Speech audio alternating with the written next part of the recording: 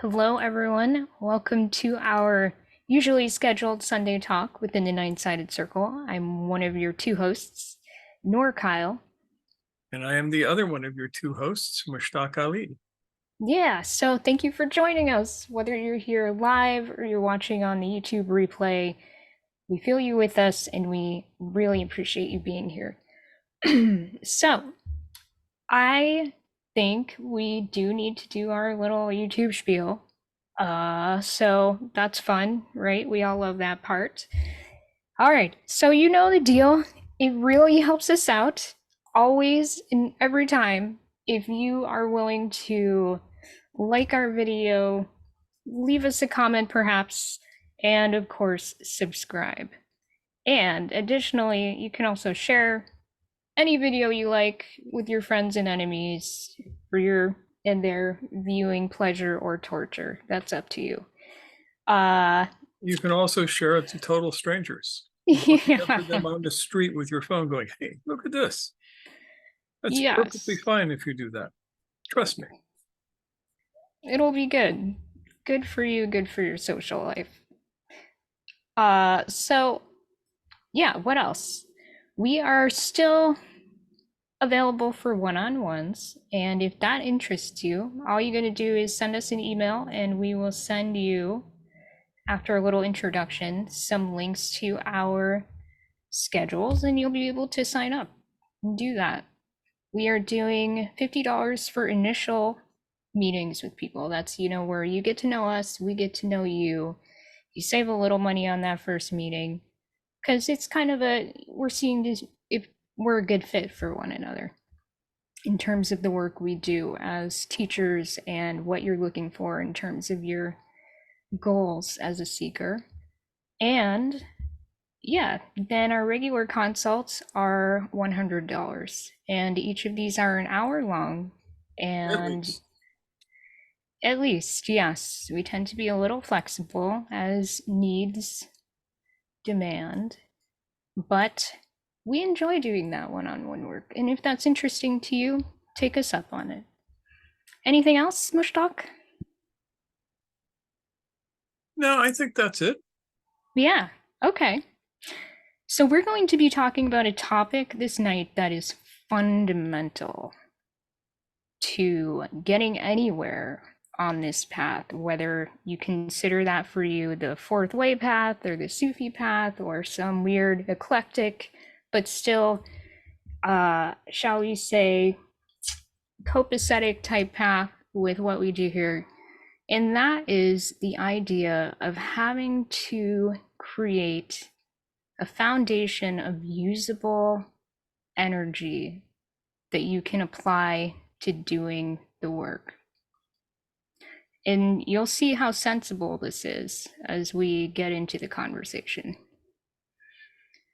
Ah, so, Mushtaq, where should we start? Sure.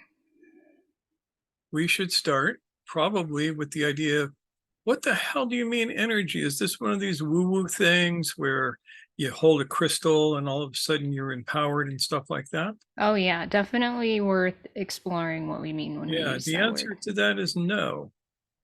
The definition of energy is the ability to do work.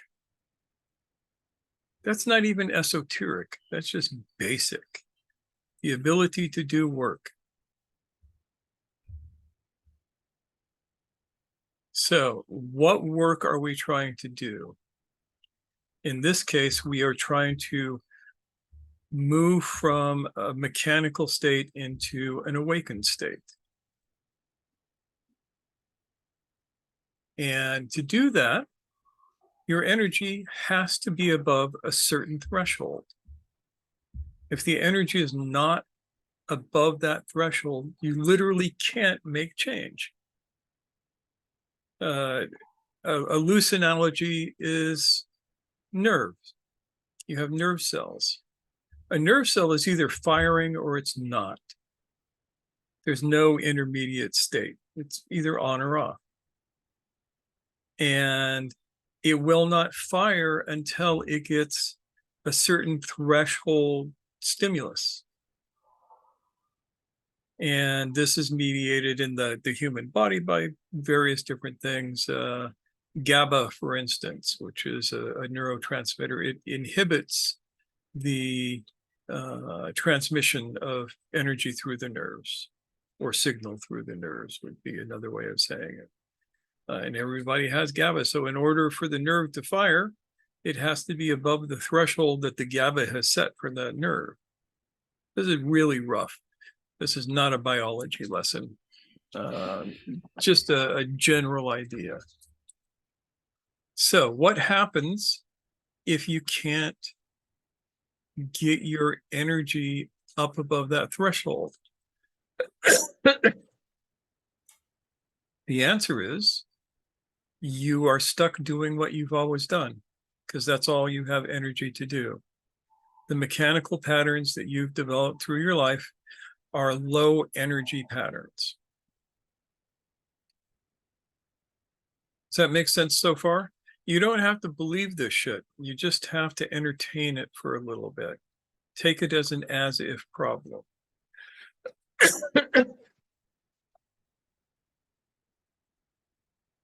Now,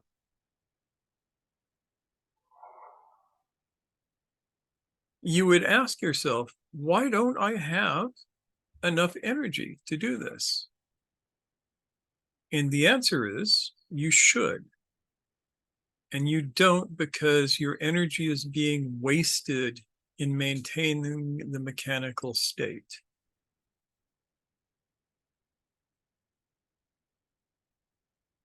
Does this sound kind of grim? This is about as Gurdjieffian as we get, so it's going to be a little grim. So,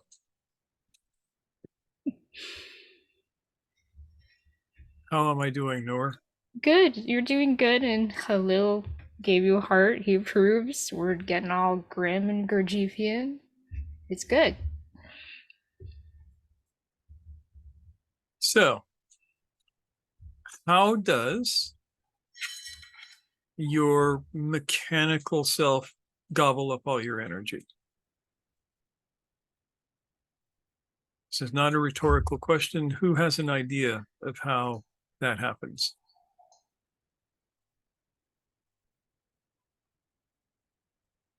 Yes, James.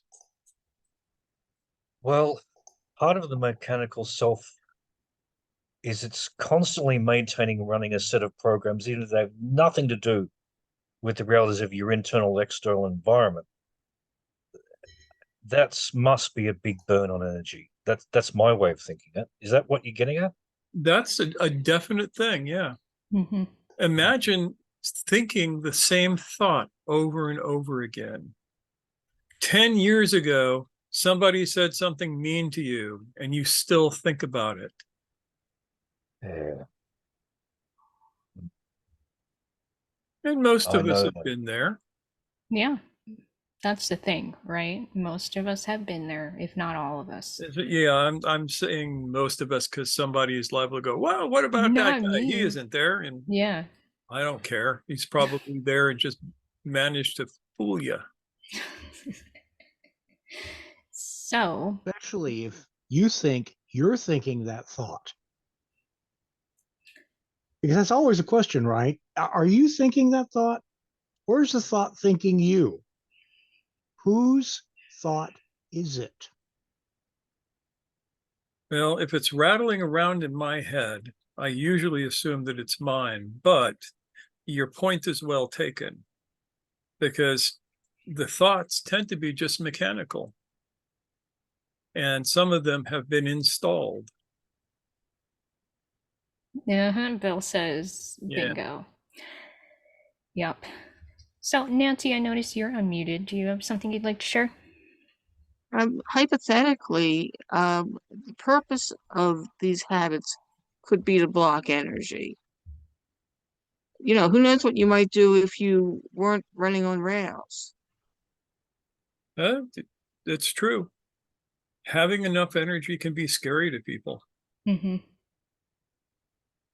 Yep, to the people around you, to yourself, to the, not to get conspiracy theorist about it, but, to the powers that be. The government doesn't want you to have energy. The government. Yeah, the government. Yep. America. So,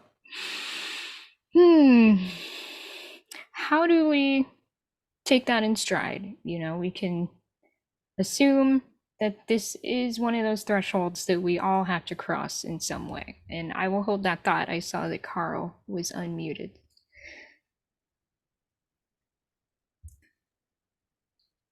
Daydreams, associations, Oh, hell yeah.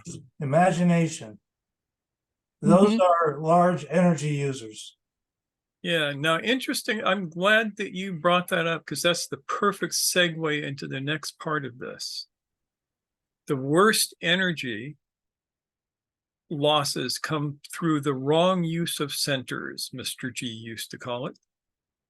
So he gave you a model that there are basically three centers: the moving center, the emotional center, and the thinking center. The moving center, he said, had three parts, which are the instinctual center of the moving center, the moving center of the moving center, and the sexual center. So the instinctual center, it's the basic human instincts. And contrary to what some psychologists have said, people have instincts. Watch a baby.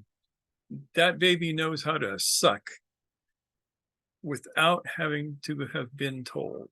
That's an instinct. It's not a super good one. It's not as good as being able to fly, but we got to start somewhere. Now, this is different than the moving part. Now, you know how there's a stimulus response gap, right? Say more about that just to make sure. So you get a stimulus out there. Somebody goes, hey, and throws something at you. There's a moment or two or three before the stimulus of seeing somebody throwing something at you and you moving your head so you don't get hit with it. And depending on the person, that can either be very short or very long, too long. But there's this other phenomena, and maybe I can get Dr. Bill to say something about this. If I accidentally touch a hot stove, my hand is going to go like that without me thinking about it, without me being consciously aware of the stimulus. It's just going to move. And that is the moving part of the moving center.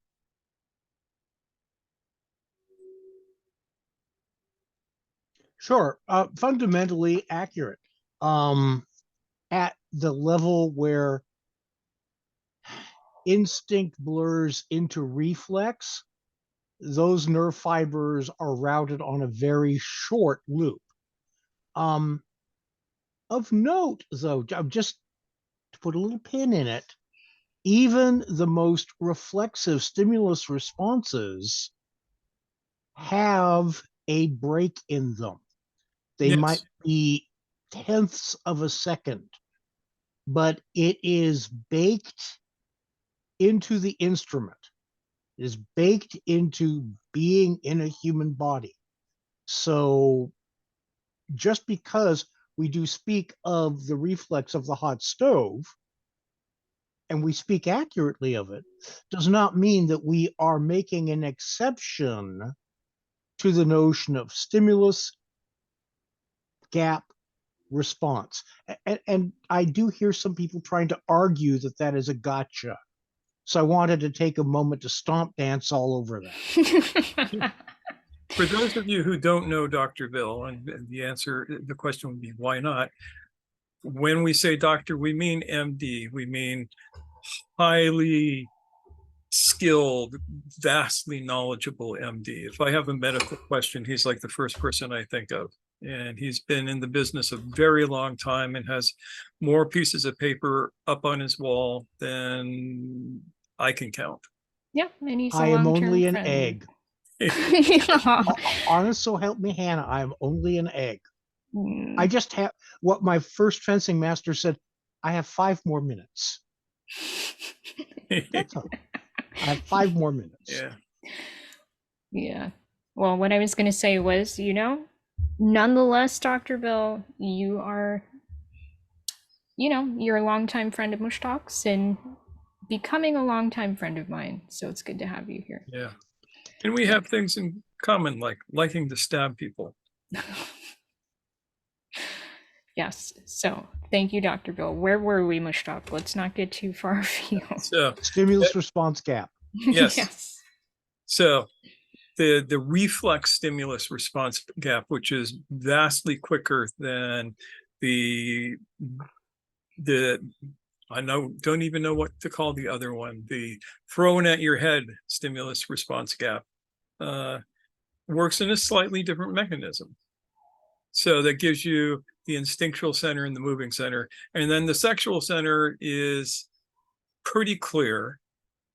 It is the desire to not to procreate, because we're not that interested in procreation.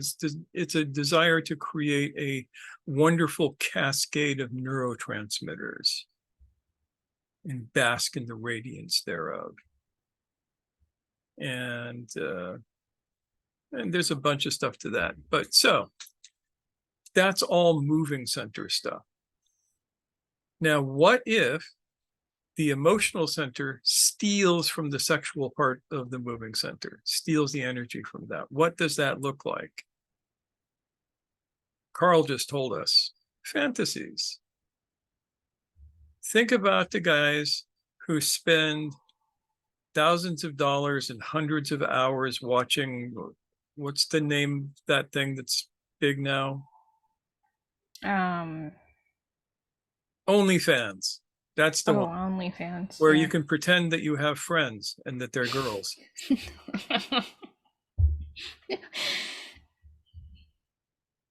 Yeah.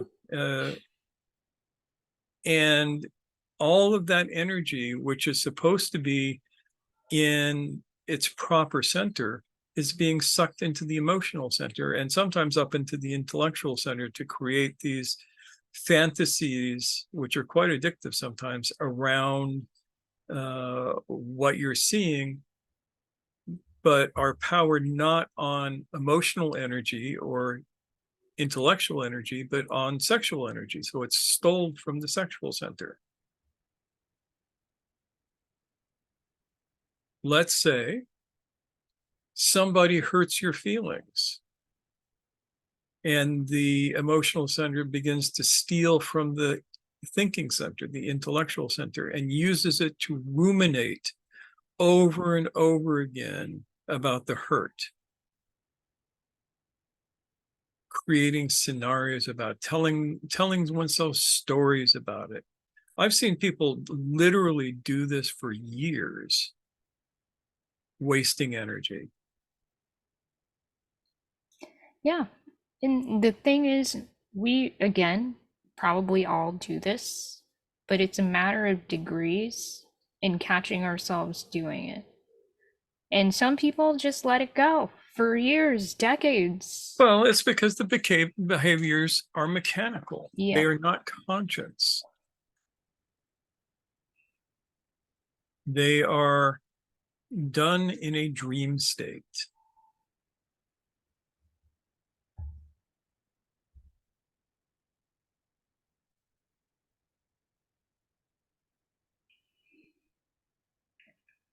Is this making sense so far? Yeah, any questions so far? Because some of you are going to be perhaps more familiar with this material than others. But yeah, Alessandro. Yes, I have a question. So usually when someone steals from someone else is because this person is in need. I mean, unless there are psychopaths that want to steal no matter what. But so I'm wondering if it's because a center like the emotional center or the intellectual center are deprived of energy that they need to steal from somewhere else. Because for what I remember, the moving center is usually, or the sexual center is usually very rich in energy. Yes, So it is very rich in energy. So, the other centers, I mean, they might be poor and they want to, like Robin Hood, that is to steal from the rich and give it to the poor, like, I don't know, like. There is a little bit of that. That's a And good question. Yeah, it's not that the potential of energy isn't there. It's just, it's not used correctly.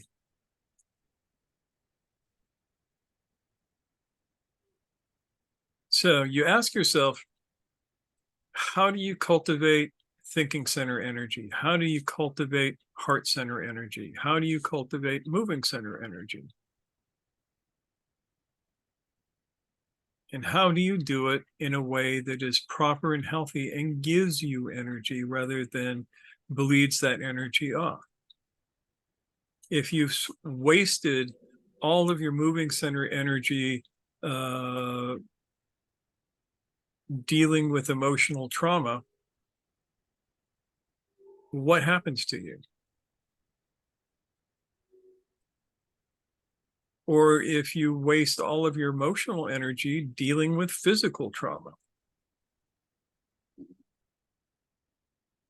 So for instance, is objective art a good way, interact with objective art a good way to recharge the energy of the emotional center?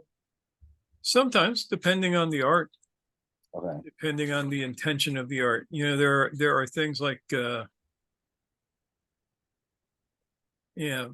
certain of Michelangelo's sculptures, for instance, in particular, the Madonna and Christ that they have in the Vatican, that will charge the emotional center very powerfully if you have any kind of opening to it. It doesn't matter if you're a Christian, a Jew, a Muslim, you go there, you stand in front of it, and you walk away going, wow. But I can't afford a ticket to Rome every time I need to charge my emotional center. So there's got to be better ways. It will not be enough, Yeah. Yeah. I'm not saying that actually taking a trip to Rome can easily charge one's emotional center. Great city to visit. Yeah. Full of art. So before we move on to charging, and those were good questions, Alessandro. How about the intellectual center? How does that get undermined?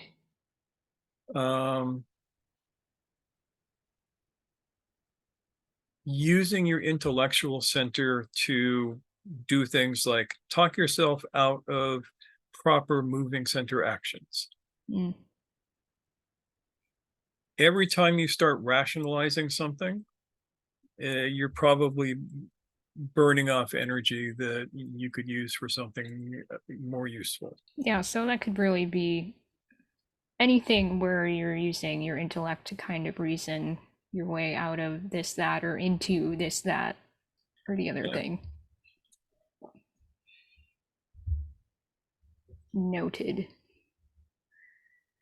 So the thing is, and I'm probably going to repeat this a couple more times tonight, you absolutely cannot affect real, lasting, permanent change unless your energy is above a certain threshold.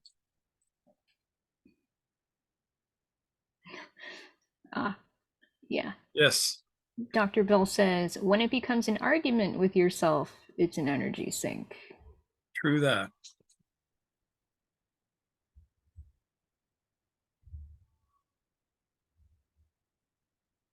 Yes, Carl.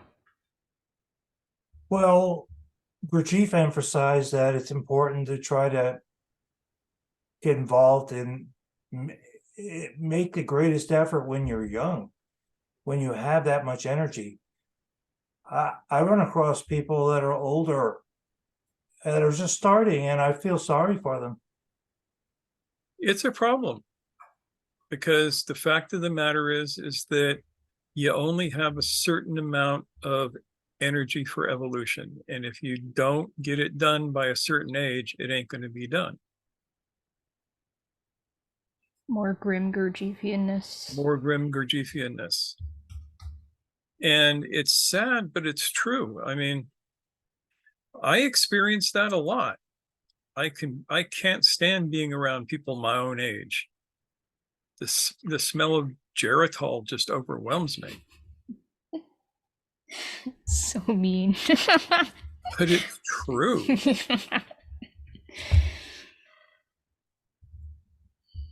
Yeah, I can imagine. Of course, that kind of dates me because most people probably have no idea what geritol is.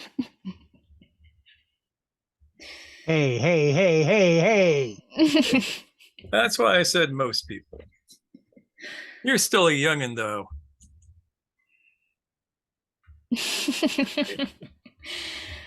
Yeah, so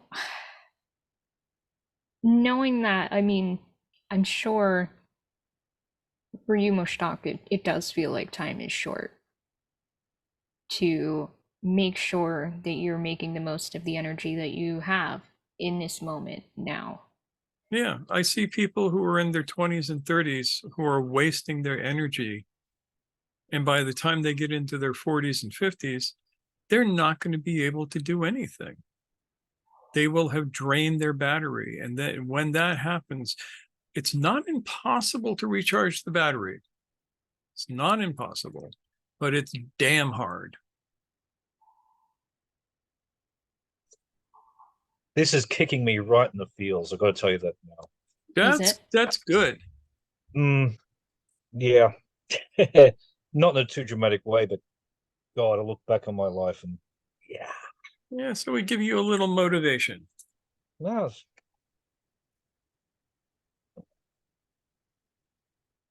Yeah, I think the idea is it's not hopeless, right?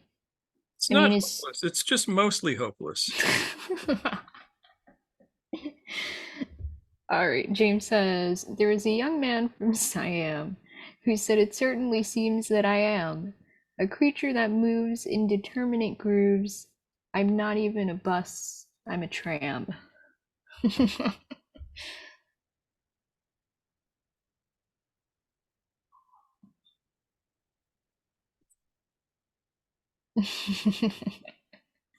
So that's something for us all to keep in mind, right?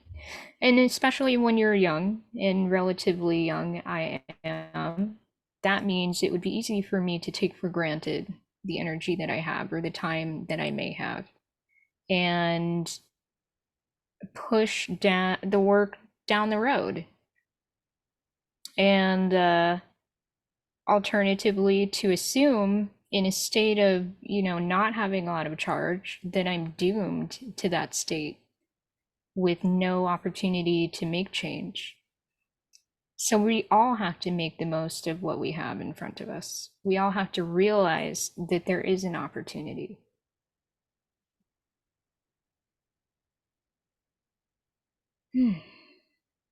Yeah. Bill and I earlier this evening were talking about adventures with psychiatric patients. The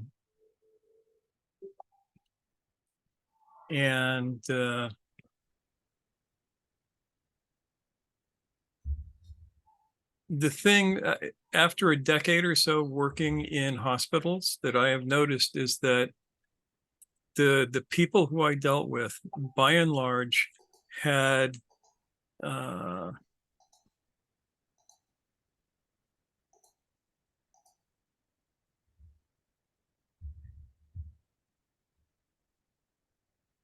no energy to change. They literally had no energy.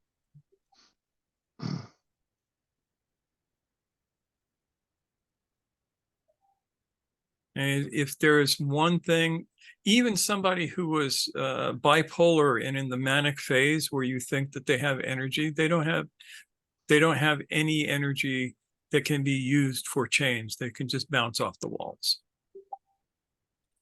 So it's like flaring and burning out over and over again. Yeah.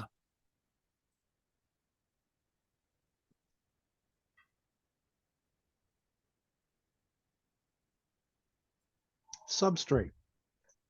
It's substrate. Your manic patient, all of the bouncing off the walls is taking place well below any place where there's a them process, a them structure, at all. Yeah. And consider that all of us can suffer from that, just not to that degree, a subclinical degree, as it were. Hmm. Food for thought. Yeah. Nancy, did you have something I you'd like was to share? thinking that one of the things you need, and this may be like a medium energy demand, is the ability to have enough distance to see what you're doing. Yes. So let's talk about what we can do to bring each of the centers into alignment. And we'll start from the top and go down. Usually you go from the bottom up, but tonight we'll go from the top down. What do you do to bring your intellectual center, your thinking center, into alignment and get it to stop stealing energy and allowing energy to be stolen from it?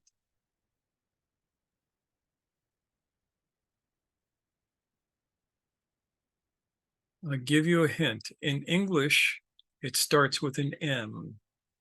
In Sanskrit, it starts with a D.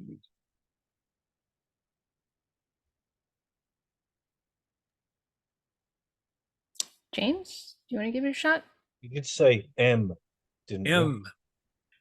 Well, when I try to debug my thinking, I'm always trying to employ mindfulness, and that's the popular thing. And anything like that. What's my Yeah. comment there? In this case, meditation. or meditation. Dhyana, okay. Yes. Yeah. Yeah. The Sanskrit word is more accurate. That's dhyana. Yep. That's Khalil. what I translate as meditation. Yeah, I've been Khalil trying to do that since I was 12, and I read a but book you on didn't Zen. have us helping you. That is true. Yeah. All pretty haphazard and Yeah. furrowed brow. But there you go. Yep. Yes. Sati. Yeah. Mindfulness is like meditation light. Right. And So a great place to start. in the chat, Yeah. we have from Khalil, meditation equals dhyana, as you guys are saying, and on the other hand, he says mindfulness is sati. Yep. So I should point out what I started with when I was in primary school was breath counting that I got out of a Zen book. Hey, everybody starts somewhere. Yeah. Kept me sane. So there's that. Yeah. But ain't nothing anyhow. wrong with it. One wants it to deepen. And the idea of dhyana, as it is described in the Yoga Sutras, is not just counting your breaths, but being deeply engaged with the object of your awareness, which is yourself. Yeah, you have.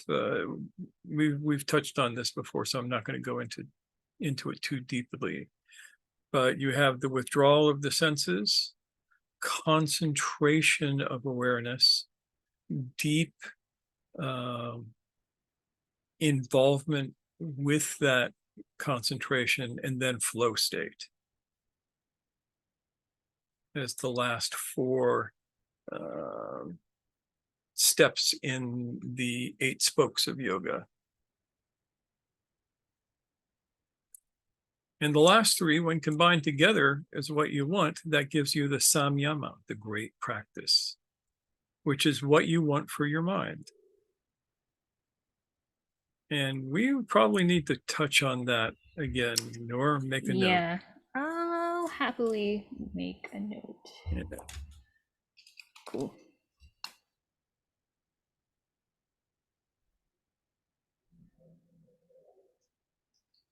Done. Now, for the heart center, so meditation is the first antidote for the thinking center. For the heart center, the first antidote to the loss of energy and the stealing of energy is the practice of gratitude. There is nothing more powerful in getting your heart in alignment than the practice of gratitude.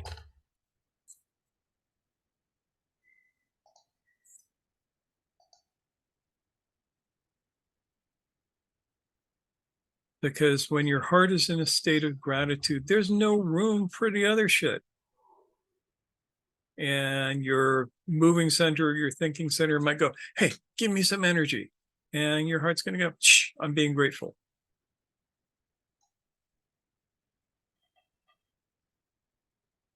Now, for the moving center, the first practice is breath. Breath is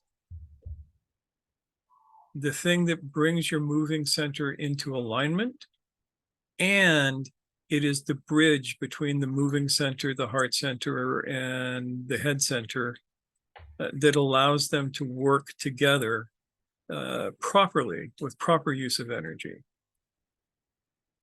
So, moving center, breath, heart center, gratitude, thinking center, meditation.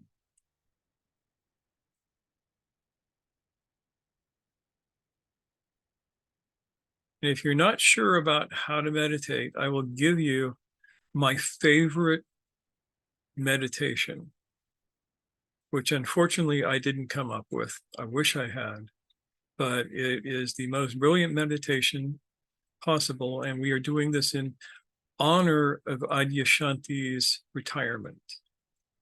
And that is, allow everything to be as it already is.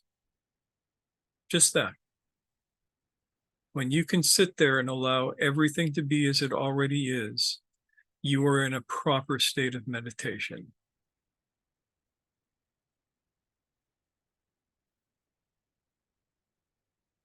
No need to count breaths. No need to say Om Mani Padme Hum. No need to stare at candles, flames. Yeah. Just allow everything to be as it already is, and you will achieve a profound state of meditation. When you do that, feel grateful for it. And be in your breath. Life is good. If only it were that easy. So, most of us have a bunch of cleanup we have to do. And cleanup is dangerous for a number of reasons. One, if you don't know what you're doing, you're liable to make it worse. Two, if you don't know what you're doing, you might not know when it's done. And three, you are swimming in shark-filled waters.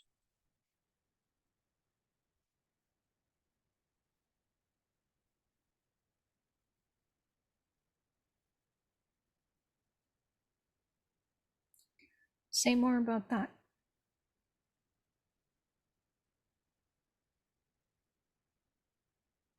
When you need to do work on yourself,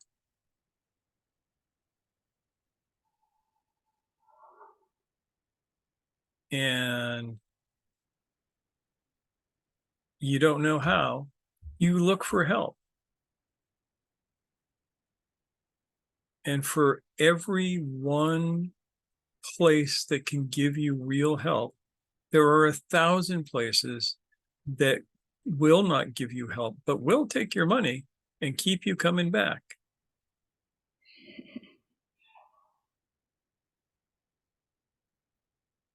And so that's very dangerous. That's the most dangerous spot. So lucky is he or she who finds someone who is ethical and will help you with your remedial shit.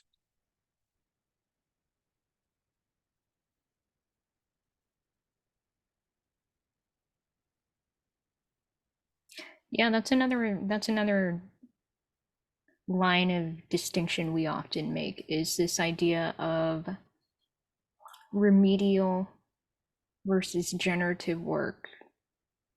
But the remedial work is absolutely crucial to the generative work.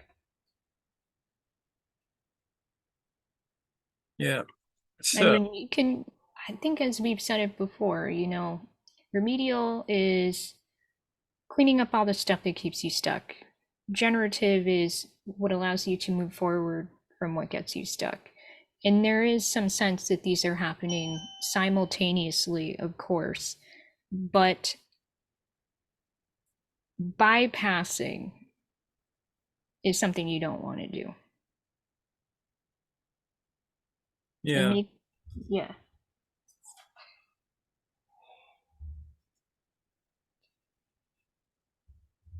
It's really just another way to waste energy, right? That's what bypassing is. Yep.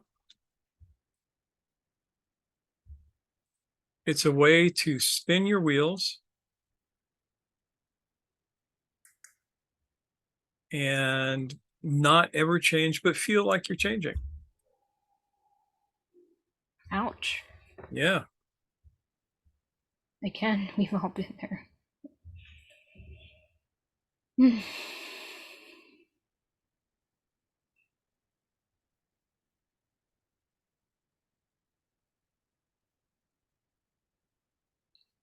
Any thoughts right now?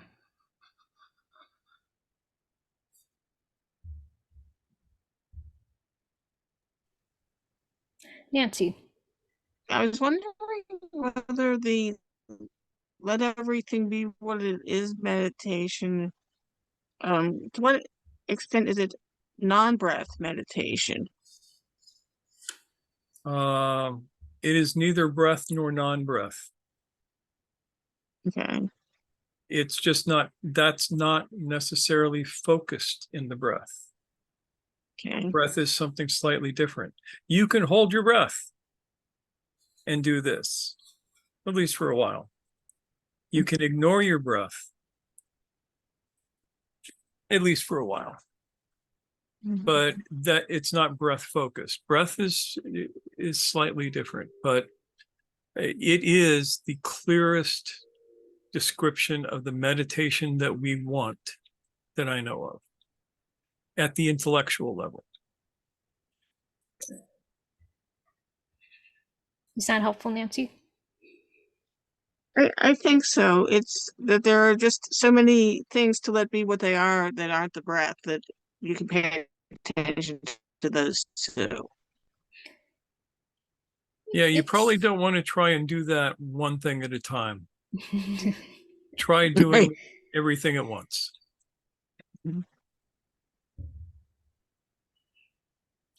James. I just recall from Adyashanti's instruction on meditation, when he has talked about breath, it's only used as an anchor when you find yourself really engaging and fusing with manipulative thought. That's the only, then it's just breath focus is used as long as you need to come out of that. And then once you're back into some equilibrium, you don't worry about it any further. So he only uses it as an occasional support when required. Yeah, that's all I want to say. Sort of responding to Nancy there. So he does use it, but only as a support when it's required. There's no, if you don't need to, you don't need to. But if I you think find that, yourself, yeah, I think that makes sense. Because if you're really in it, let's say you have the emotional and the intellectual center and you're getting all caught up in an anxiety loop or something, the breath provides, you know, we always say our way is founded in breath, right? The breath provides an opportunity to settle down, return to what is, and then release, let go, and let everything be as it is. Yeah. So I think that makes sense. Yeah. So thank you, James. Gratitude can be a weird thing too. People screw that up all the time. But Bill has his hand raised up. Yeah, I think he might have something to say relevant Yes. to and then we'll touch on that gratitude stuff. Yeah.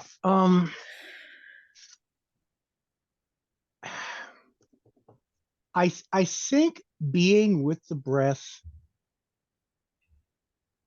really is helpful because it's foundational. I found when I was trying very hard not to die of cancer and die miserably into the bargain. It was foundational, not because I was trying to build a practice, but it was the ground state. My body was not doing anything nice for me. How did I re-inhabit that, and how did I change that, and how did I get there? And doing the breath work was literally a recognition that I could not keep living that. I could not live like that anymore. Literally. It wasn't going to be tenable. Yeah. And then Yeah. I took a left turn at Albuquerque. I mean, it was a Bugs Bunny. I literally stumbled into things as they are. Yeah. And if you notice the way that Bill is describing this, the breath, as he's using it, is being used from the moving center to affect everything else, to make everything else quiet enough that things can be as they already are, to make everything quiet enough that you can use appropriate gratitude. Yes, yes. Thank you for bridging it to gratitude. But that is what I was getting at as well, is that you just kind of use it as a tool in the toolkit, but it is like the triage thing. And then from there, you can. Yeah. Which is why when we teach this stuff, we teach breath first. Exactly. I'm going from top to bottom just to be contrary. Yes. To spice things up, since as you say, we usually do start from the bottom up. Yeah, but let's break some patterns here. So, gratitude. Gratitude needs to be appropriate.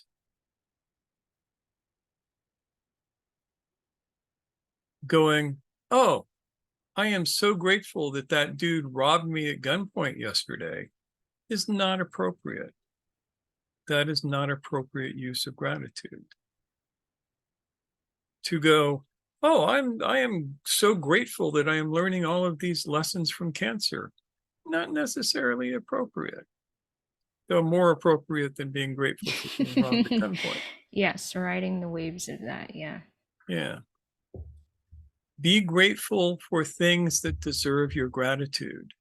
And many things don't deserve your gratitude. You need to have a little discernment between them.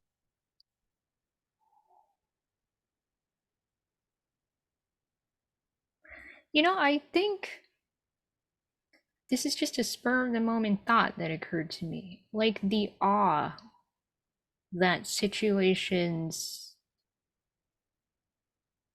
that are not, appropriate to treat with gratitude. That sense of awe can take us out of the rut, I guess, and pivot us towards things that are appropriate to be grateful for. Yeah. And you can find the right thing to be grateful for. For instance, you do not be grateful for having come from an abusive family. You do be grateful for having been strong enough to survive it. Yes.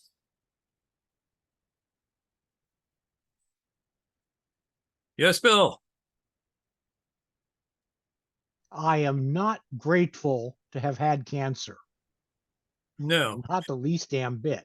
But I am very grateful that I understand things about being a patient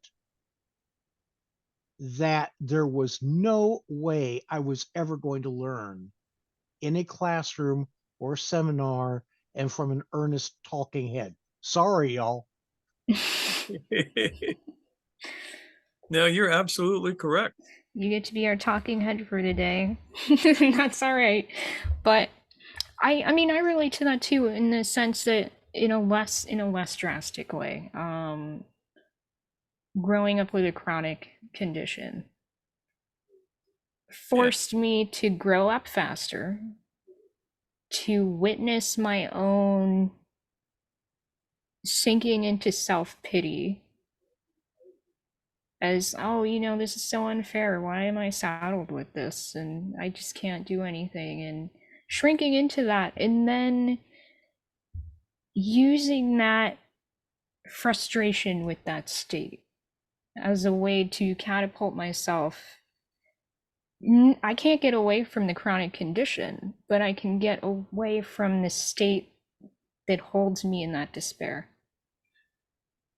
and be grateful and amazed and awestruck at that kind of growth that I've opened myself up to. So, how does one do this? James has a question before I get into that. Yes. Just quickly adding on, we talk about not being grateful. The only time I've ever had a total unconditional gratefulness is during a couple of brief tastes I've described to you. The rest of the time, fortunately, I've had more relative thing to be jaw-droppingly grateful about. And that hasn't involved trying to force any attitude. So I suppose I'm just downright lucky in that I've had those two kinds of gratefulness. And you can If I hadn't had be either of grateful them, that you've been lucky. yeah, I am. And if ever I want to, in my current state, increase the gratefulness, I think about them. I feel them again. But nothing contrived. But to be without that, I don't know if I would have survived in a meaningful, satisfying way, to be honest. Sorry, I just had to rant about that. That was all I wanted to say. That's okay. So, if you want to start reclaiming your energy, there's a few tried and true methods for doing this. The first is to get your moving center in order to the best of your ability. That's going to look different for everybody. I can do things physically that Noor can't do. She can do a few things physically that I can't do. But we both work to get our moving center in order through eating good food. The machine needs to be fed good fuel. The cleaner the fuel, the better running the machine. The better running the machine, the happier it is to run off of its proper energies. So, the right kind of fuel at the right times in the right amounts. This is going to be a little bit different for everybody. For instance, Noor can eat a couple of slices of bread every day. I can't. I can eat a can of sardines for breakfast. I don't know if she can, but she won't.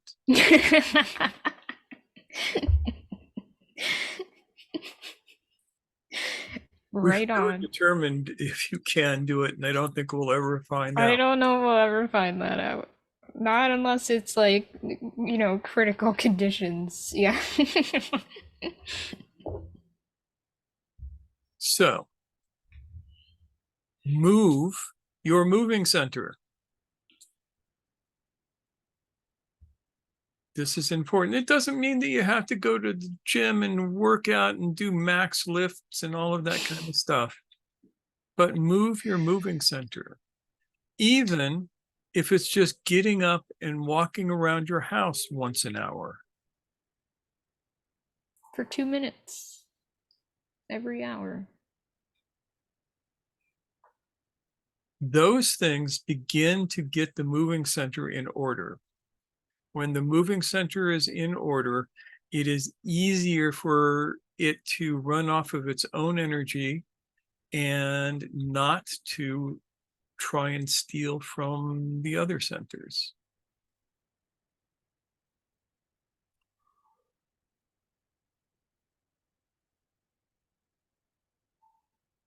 Now, there's a bridge between the moving center and the heart center, and that is at the sexual center, because one of the things you can do for your heart center is create meaningful connection with others. Doesn't have to be romantic. It's nice. We like romance. But it's the connection that matters.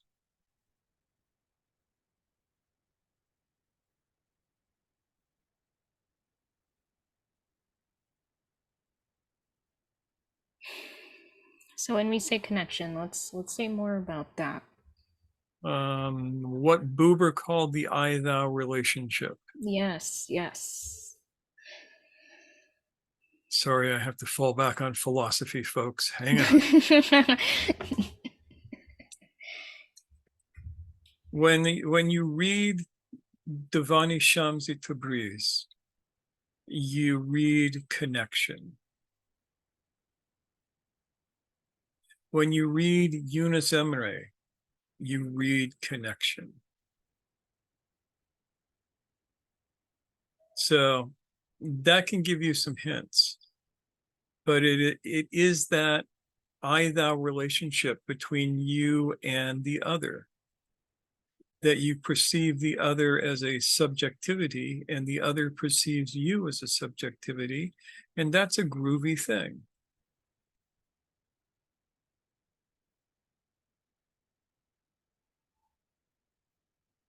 Then the core of the heart center is gratitude. There are other things that you do there. Prayer happens in the heart, doesn't happen in the mind in most cases. What about body? It doesn't happen in the body in most cases either. It happens in the heart. I mean, yes, there are body prayers. There are mind prayers, but prayer by and large happens in the heart. And from there, it might move into the body. It might move into the mind. But prayer, as I understand it, is a heart-based practice. Because it is, like the I-thou relationship, it is connecting with the divine. Prayer is not telling God how cool he is. Or asking for stuff. Yeah, it's definitely not asking for stuff. It's definitely not, oh God, you are so praiseworthy. God doesn't care if you think he's praiseworthy. Why would God care? I mean, we're talking about the ultimate supreme being, consciousness of the entire universe. He's not some neurotic twit who has to be reassured that he's cool. And I'm just using he for convention. Here, neutral gender is better. So that comes with heart connection. What God wants is for you and God to connect at the level of the heart. Any Sufi poet will tell you that.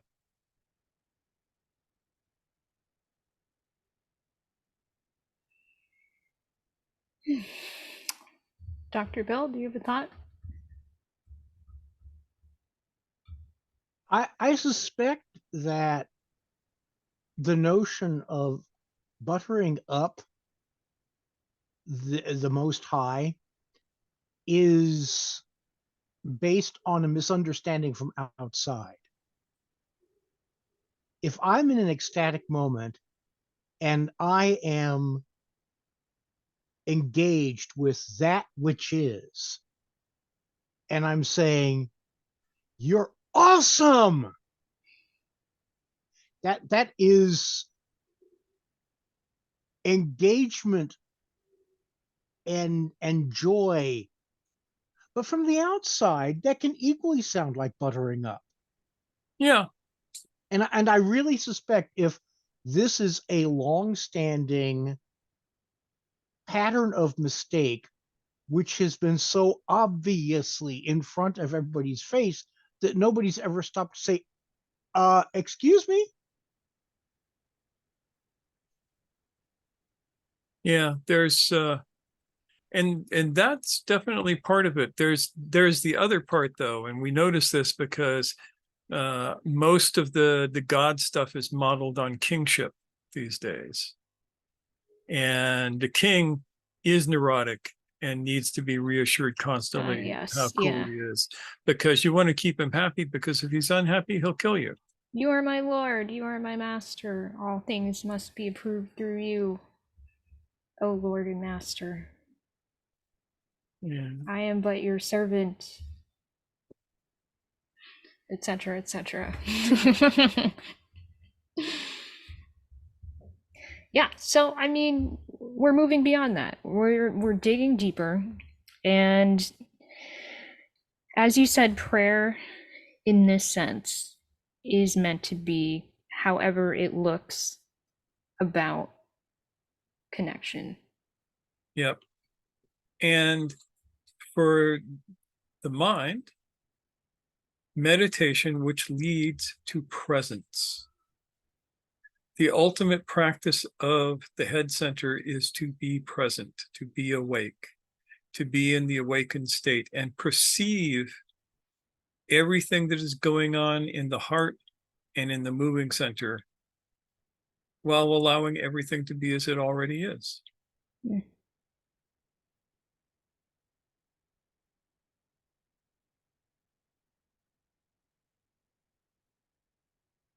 And I imagine that there's room for compassion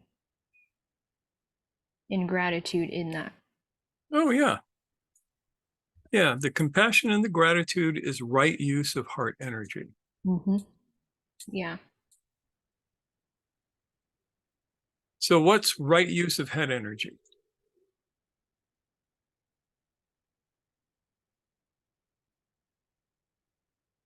It's easy to see the heart. It's harder to see the head. It's harder to see the body.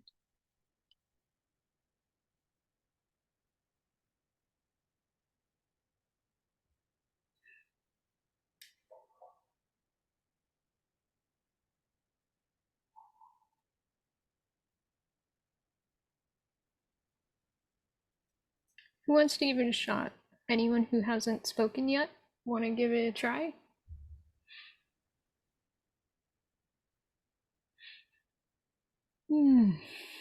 I see you, James, and I want to give others a chance, but I will also give you a chance. Yeah. Brian. Having it directed towards an aim. Yes, that's definitely part of it. James, what do you think? Thanks, Brian. Well, Brian just said it more concisely. I was stumbling towards, in terms of use of, there would have to be something work related, which includes right aim, simply because the option to all this is squandering it in neurotic repetition and self-defeating self-division. So what Brian said, if you're going to talk about use, like conscious deliberate use, that's what comes to mind, to my mind. Yeah, I like that. I think that is a very good adjunct to what Brian said. Does anyone else want to chime in? Or would somebody like to tackle what is right use of Oh, yeah. the moving center energy?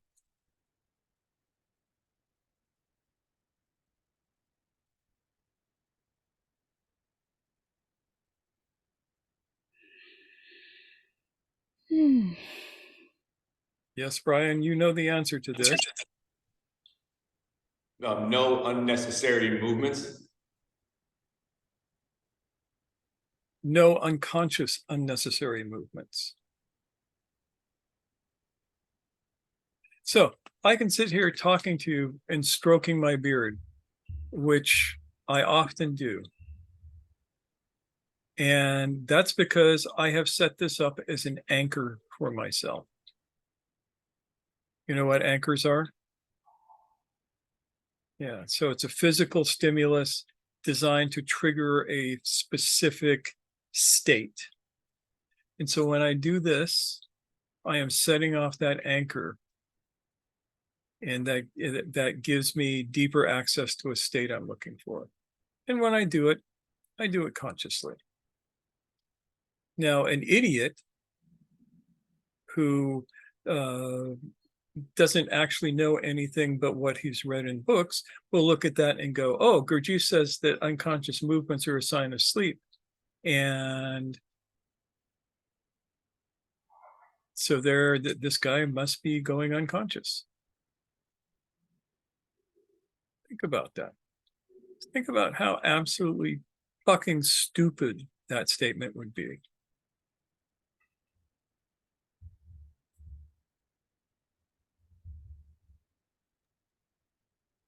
A great way to beat somebody at poker. Great way to make somebody what? Beat somebody at poker. Yeah.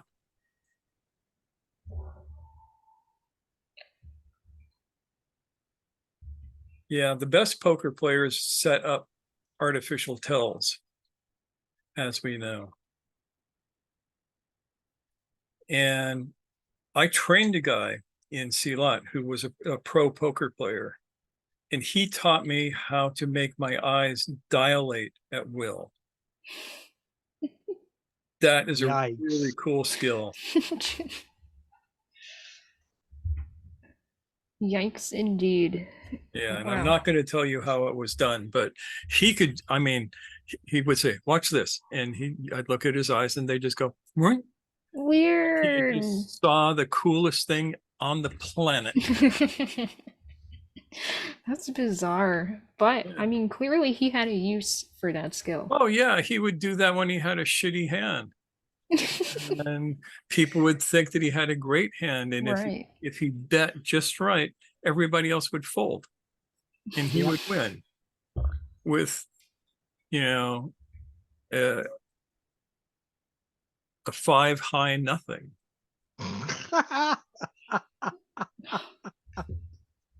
That's wild. James says, feeling really self-conscious about beard stroking now.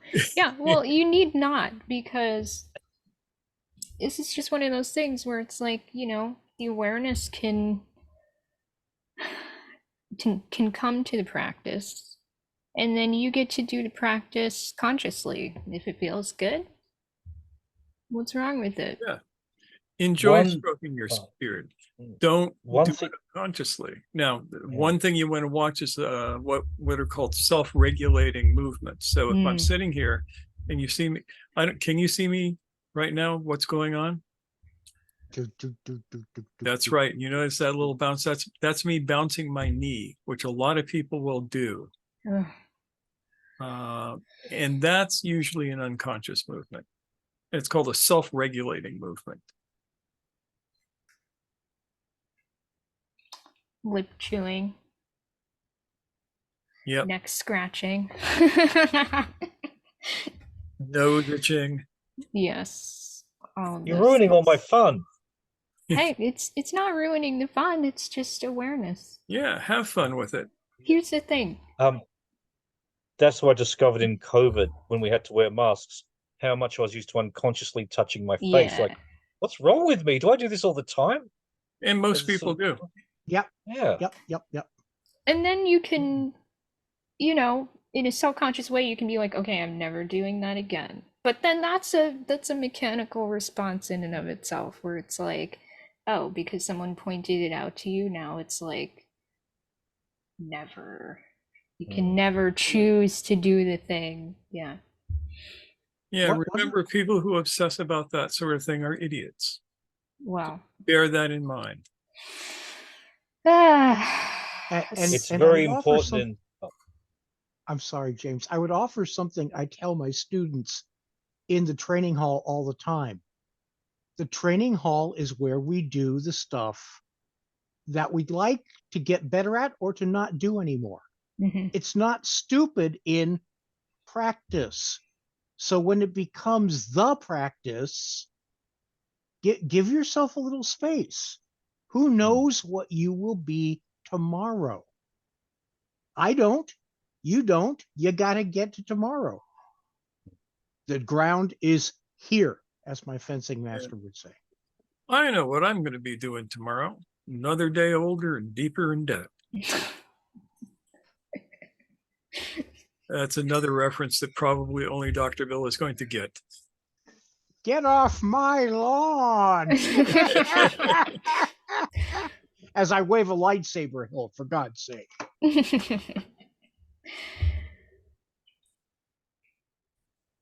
Yeah, the old Jedi's home. What a terrifying thought. Don't worry, we'll take good care of you.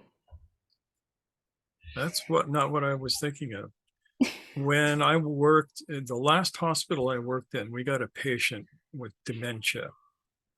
He was in his late 70s, early 80s. And I thought that I had recognized him from somewhere. And I did a little research. And when he was younger, he was the second ranked middleweight fighter in the world. And one day, an orderly tried to muscle him. And the guy decked him, knocked him out cold, didn't even know what he was doing. It was all just lizard brain. And I'm not even sure why I'm remembering this at this moment, but it must relate to something.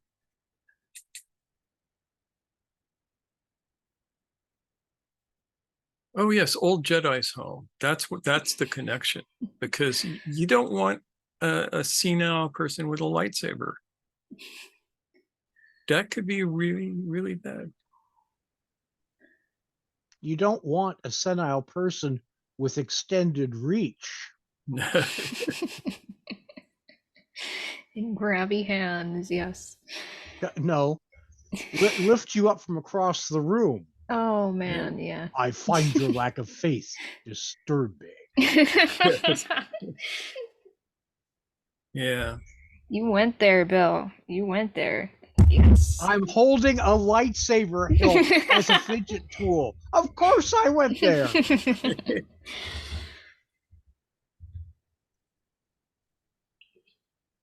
All right. So, do we have any last bits we need to elaborate on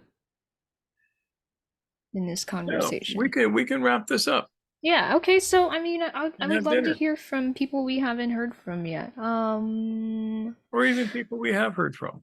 Yeah, sure. If you have an idea. Yusuf, how are you doing with this topic?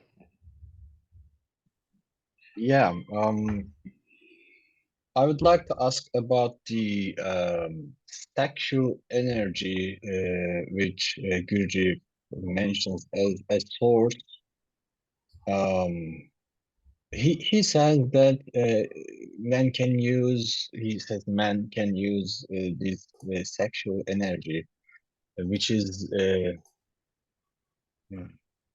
kind of inside his sperms. And I don't actually know what that means. I would like to ask if that makes any sense. I would have to look that up. Yeah, okay. Yeah, follow up on that if you want in Yeah. the forum, just to make sure that we don't lose that thread, because that could be interesting. Thank you, Yusuf. How about you, Khalil? How are you doing with tonight's topic and stuff? Oh, as usual, I've got dozens of disagreements, but I'm holding my tongue and learning a lot. Thank you. That's okay. Just remember, we're right, you're wrong. Yeah, I'll keep that in mind. Thanks. Yeah, it makes everything simpler.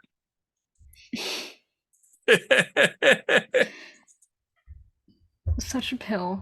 I love you. All right, Shuri. I don't have a lot to add. Everything's been said that needs to be said. I like just having those perspectives refreshed about the gratitude and overthinking, stop policing other people, be mindful of myself. I was just thinking of a friend who's very, very unwell, and he's made some declarations about where he wants to die at home and so forth. But it's made me think that we got to think about being grateful for having access to hospital care, that it's not a bad place. You know, he's refusing to go to hospital and all those sort of things, and yet people at home can't take care of him. So how do I have a conversation with him is about we are grateful for that access to that care. So the thinking about our earth as being one planet, one earth, one home, instead of saying this is my home and this is the only place I can be comfortable in. So I'm thinking, how can you be comfortable everywhere? So that's something that's made me think about helping him feel more comfortable wherever he is. It's still one planet, one earth, one home. That's it. Yeah. And I've just spent 4 hours outside pruning buxus heads, Japanese style. And I'm watching how you could waste a lot of energy doing it a certain way, and you have to bend down and look at different perspectives about the shape of the particular plants that you're working with, and you have to walk to the other end of the yard to actually see a fresh perspective. And that's how I see the work. You know, you have to stand back and sometimes say not very much. Like today I haven't said very much at all, because I've actually enjoyed listening to all the different perspectives. And I really enjoyed Dr. Bill popping in today, and every time you speak it makes me laugh. So I'm watching you. Yeah, so I have to laugh at all those different references, because I'm closer to your age than any other. I'm not really younger, so that's where I'm at. Thank you, Shri. Raphael, how about you? If you're there.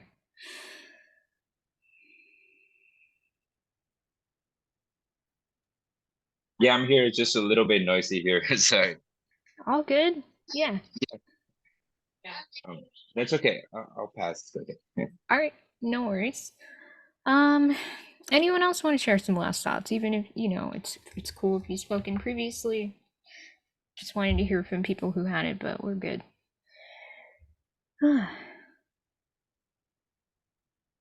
All right then. Oh, Brian, sure. I just wanted to say, finally, someone else who could eat sardines for breakfast. Yay.